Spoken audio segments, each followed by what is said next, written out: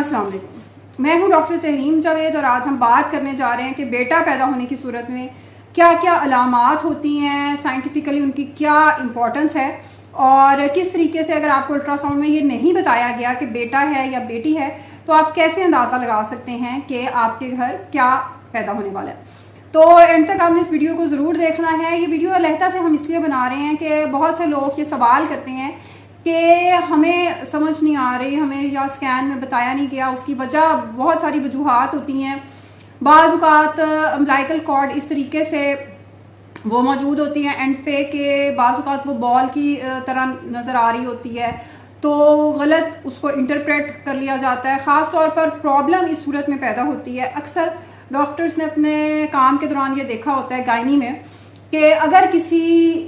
शख्स को बताया गया था कि बेटा है और रेडियोलॉजिस्ट ने या अल्ट्रासाउंड करने वाले ने सही तरीके से नहीं देखा था और बाद में बेटी जब डिलीवर होती है तो घर वाले ही कबूल करने को उसको राजी नहीं होते। ऐसे कई इंसिडेंट्स हमने काम के दौरान देखे हैं और जाहिर है वो बहुत तकलीफ से होते हैं क्योंकि जाहिर है औलाद तो उस कपल की ही होती है लेकिन लोग उस चीज़ को नहीं मान रहे होते। तो इन चीज़ों की वजह से बाज़ औक़ात नहीं बताया जा रहा होता जब तक 100% कन्फर्मेशन ना हो, क्योंकि बाज़ औक़ात बच्चों की मूवमेंट भी बहुत फास्ट होती है तो नहीं, बाज़ औक़ात इतनी एक्सपर्टीज़ नहीं होती कि बताया जाए। तो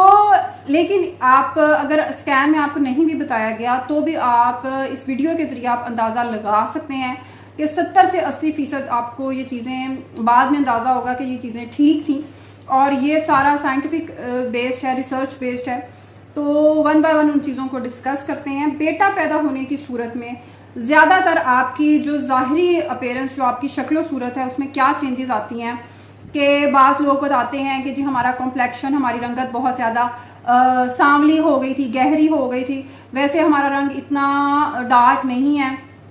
लेकिन प्रेगनेंसी जब हम बेटे को एक्सपेक्ट कर रहे थे तो हमारा रंग बहुत ज़्यादा काला सा हो गया था। बाल जो फेशियल हेयर हैं, मुंह पे जो बाल हैं वो बहुत ज़्यादा थिक हो गए थे, लेकिन जो सर के बाल हैं वो आपके हेयर फॉल शुरू हो जाता है, आपके सर के बाल गिरना शुरू हो जाते हैं। Basically this is the effect of testosterone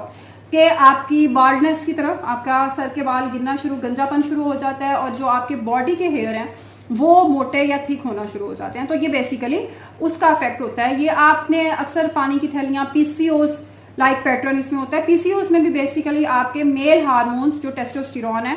वो बॉडी के अंदर उनका प्रोपोर्शन बढ़ना शुरू हो जाता है, जिसकी वजह से खवातीन में ये आपके इवन नाक मोटा होना शुरू हो जाता है, रंगत आपकी गहरी हो गई है, आपके जो बाल हैं वो ज्यादा शुरू हो गए हैं फेस पे और जो आपके सर के बाल हैं वो कम हो गए हैं या उनका हेयर फॉल शुरू हो गया, वो कम होना शुरू हो गए हैं। तो ऐसी चीजें आप ऑब्जर्व कर सकते हैं। इसके अलावा क्या है कि अगर आप स्कैन करवाने जाते हैं, उस पर हार्ट बीट आ रही होती है तो हार्ट बीट अगर बच्चे की 140 से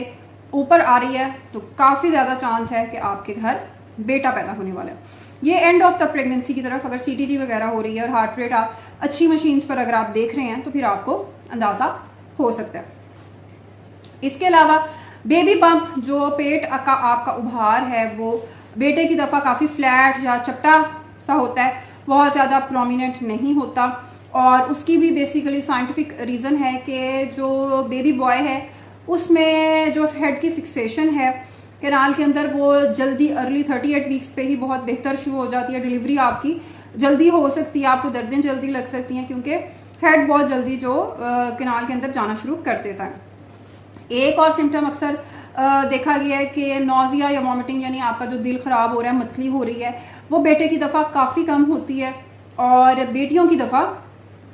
चिड़चिड़ापन, मूड स्विंग्स, दिल घबराना और बहुत ज्यादा मूड में चेंजेस, ये चीज अक्सर बहुत ज्यादा कॉमनली जल्द देखी गई है